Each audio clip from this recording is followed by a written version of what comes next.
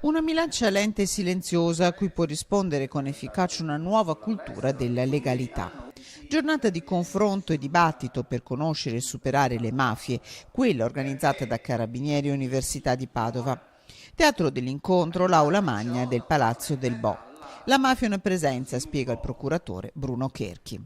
L'inserimento della criminalità organizzata nel Veneto è ormai un dato acclarato, ma non solamente per le indagini e le inchieste che sono state fatte nell'ultimo periodo, ma perché il dato strutturale, il dato di conoscenza, il dato che ci perviene dalle forze di polizia che controllano il territorio ci dà questa idea di presenza.